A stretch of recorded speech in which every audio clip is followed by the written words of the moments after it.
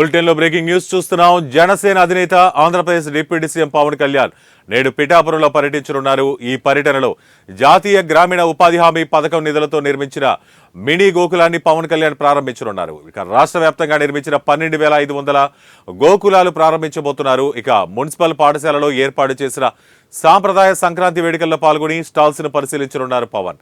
ఇక గొల్లప్రోలు తహసీల్దార్ కార్యాలయంతో పాటు పలు ప్రారంభోత్సవాలు వర్చువల్ గా చేయబోతున్నారు డిప్యూటీ సీఎం.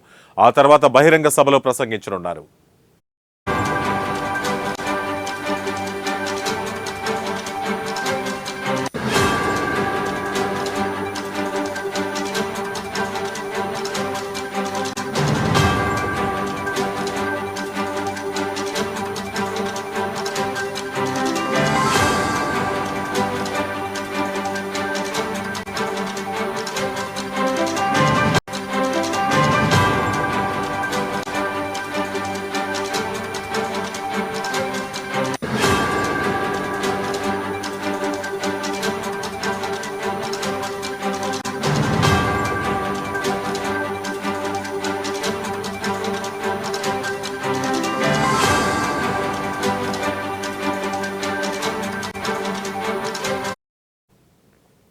మరోవైపు రాజమండ్రి ఎయిర్పోర్ట్ నుంచి పిఠాపురం రోడ్డు మార్గంలో వెళ్లనున్నారు పవన్ కళ్యాణ్.